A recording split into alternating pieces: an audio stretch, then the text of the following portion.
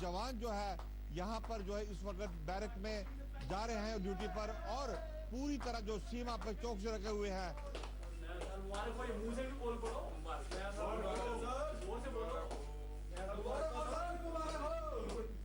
ऊंची ऊंची पहाड़ियों की अपनी कठिनाई होती है, लेकिन जंगलों में भी जिंदगी कम कठिन नहीं होती। जब त्योहार का मौका होता है तो हर तरफ अलर्ट कई गुना अधिक बढ़ा दिया जाता है। हमारे सीआरपीएफ के जो जवान हैं, जो नक्सलियों के खिलाफ ऑपरेशंस में लगातार उलझे रहते हैं, उनकी ये सर्दरात किसी घने जंगल में बीतती है, बिल्कुल अलर्ट, सतर्क रहते हुए। हमारे संवाददाता सुनील नामदेव की ये खास रिपोर्ट देखिए।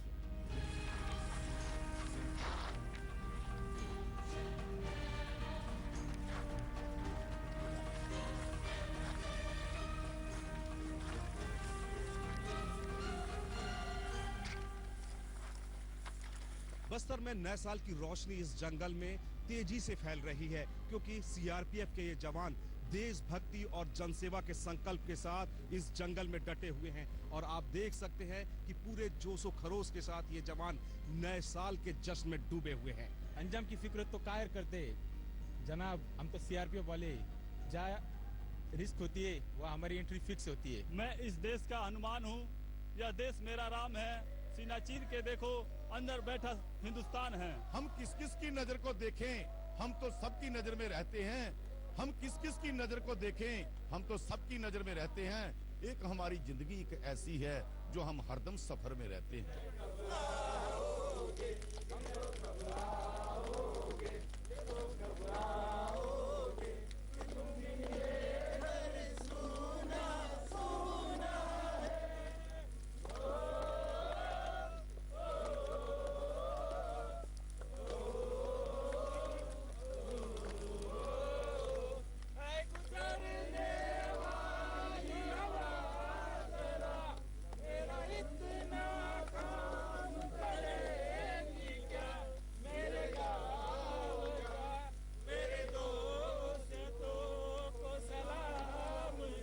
इस समय हम बस्तर की उस सबसे खतरनाक घाटी में है जिसे झीरम घाटी के नाम से जाना जाता है। इस घाटी ने पुलिस और केंद्रीय सुरक्षा बलों की कई शहादत देखी है और ये गवाह रही है कई बड़ी नक्सली घटनाओं की। देख सकते हैं मात्र 7 डिग्री टेम्परेचर में ये सीआरपीएफ के जवान पूरी मुस्तैदी के साथ यहाँ पे गश्त कर रहे हैं। पूरा देश आज जश्न मना रहा है और इसी का फायदा उठा करके नक्सली या आतंकवादी गतिविधियां जो है कोई अनहोनी कार्रवाई न कर दे, जिसको विफल करने के लिए हम आज एरिया पेट्रोलिंग में निकले हुए हैं। कफन सर पे बांध कर निकला हूं मैं, दुश्मन के हौसले पस्त कर देंगे।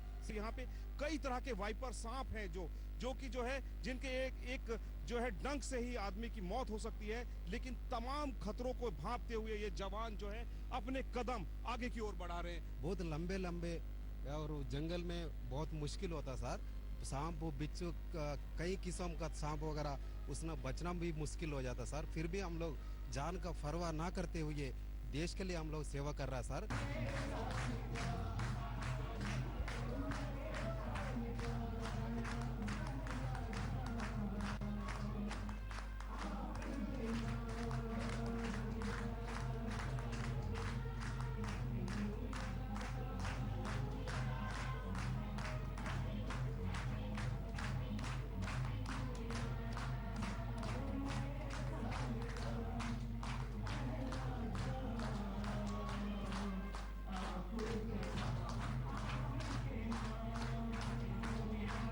हमारे जो सीआरपीएफ है और हमारी बटालियन त्योहार के दौरान अधिकतर ड्यूटी पर रहती है ताकि कोई अप्रिय घटना ना हो पाए। इसी दौरान अपनी देश की सुरक्षा करते करते हम अपने जवानों के मनोबल को बनाए रखने के लिए यहाँ पर एक छोटा सा गेट टुगेदर कर रहे हैं, जिससे आपस में ये भाईचारे के साथ मिलकर आने वाले साल का शुभारंभ कर सकें।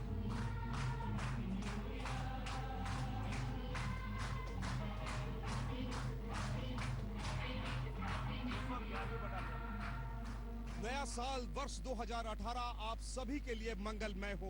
बस्तर के नक्सल मोर्चे से कैमरामैन महेंद्र के साथ सुनील नामदेव, आज तक। छोटा सा ब्रेक के बाद जब लौटेंगे तो बताएंगे कि सैनिक तो अपनी ड्यूटी निभा रहे हैं, लेकिन क्या हमारा भी है कोई दायित्व? देखते रहिए आज तक।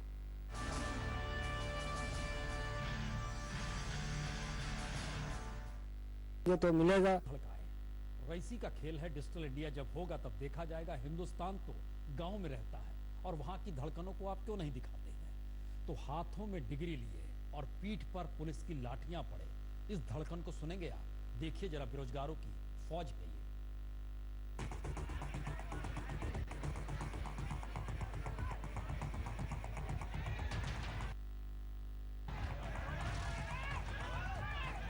ये किसी चुनावी रैली का नजारा नहीं, बल्कि हिंदुस्तान का ऐसा सच है जो मौजूदा वक्त में कमोवेश शहर दर शहर मंडरा रहा है। नहीं समझे? ये बेरोजगारों की फौज है।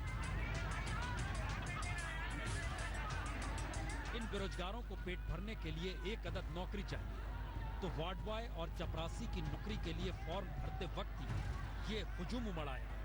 दरअसल रायपुर के Dau Kalyan super speciality hospital में वार्ड बॉय और चपरासी के कुल 121 पदों के लिए आवेदन मांगे गए, लेकिन बेरोजगारों की भीड़ ऐसी उमड़ी कि पुलिस को लाठी भांजनी पड़ गई। अभी के डेट में तो रोजगार के नाम से कुछ नहीं है। रोजगार सभी को मिलना चाहिए और जिसमें सब कोई आगे बढ़े। मैं अब कुछ भी सरकारी नौकरी मिल जाए तो अभी फिलहाल कोई भत्ता कुछ मिल रहा है? नहीं, कुछ नहीं मिल रहा है। वार्ड बॉय और चपरासी के लिए न्यूनतम योग्यता 10वीं पास, लेकिन यहाँ पर जो लाठी खा रहे हैं उसमें BA पास भी हैं, MA पास भी हैं, और इस नौकरी को पाने के बाद भी मिलेंगे 8 से 10 हजार रुपए महीने। लेकिन काम किसी के पास नहीं, डिग्री हर हाथ में है, तो फिर बेरोजगार क्या करे? उसे कोई भी काम मंजूर है। और सिर्फ छत्तीसगढ़ में बेरोजगारों का आलम यह है कि राज्य में 19,53,556 रजिस्टर्ड बेरोजगार हैं। छत्तीसगढ़ की तकरीबन 13% आबादी के पास तो कमाई का कोई जरिया ही नहीं है। पढ़े लिखे युवा परेशान हैं क्योंकि उन्हें कोई काम मिल नहीं रहा। ऐसे में वो बेरोजगारी भत्ता चाहते हैं। अलबत्ता राज्य सरकार विकास का अपना राग अलापती है, अलाप रही है। सरकार से हमारी मांग है कि जितने बेरोजगार हैं उनको सरकारी भत्ता, बेरोजगारी भत्ता दिया जाए। रोजगार में ये क्रिसिल की रिपोर्ट ही ने कहा कि रोजगार के अवसर सृजन करने में छत्तीसगढ़ की योजनाओं का लाभ रहा। बच्चों को स्किलिंग में स्किल के लिए लगातार पूरी स्टेट में हमने उनको आइडेंटिफाई किया, उनको अलग अलग क्षेत्रों में ट्रेन किया। करीब 2.5 लाख बच्चों को हमने ट्रेन किया। ये छत्तीसगढ़ में वाकई औद्योगिकरण खूब हुआ है और इसी औद्योगिकरण को सरकार विकास मानती है। औद्योगिकरण प्राइवेट ये यहाँ पर इमारतें खड़ी होती चली गई, लेकिन जितनी बड़ी तादाद में यहाँ पर औद्योगिकरण हुआ उस तादाद में तकरीबन 5% से भी कम लोगों को रोजगार व दे पाए। यानी बेरोजगारों की भीड़ लगातार बढ़ रही है और सरकार की हर उस नीति को अब ये बेरोजगार कटघरे में खड़ा कर रहे हैं कि विकास के साए में भी रोजगार पैदा हो तो नहीं रहा, तो ऐसे में क्या लाठी खानी पड़ेगी?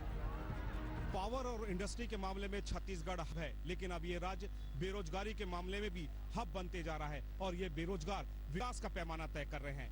जब विकास हुआ है तो इतनी बेरोजगारी क्यों, और जब इतनी बेरोजगारी है तो आखिर किस तरह से ये विकास हुआ है? इस बात को लेकर राजनीतिक गलियारों में मंथन का दौर भी जारी है। कैमरामैन मेहर के साथ सुनील नामदेव, रायपुर, आज तक। मंथन तो हर जगह होता है, लेकिन अमृत निकलता नहीं है। 19 लाख रजिस्टर्ड बेरोजगार छत्तीसगढ़ में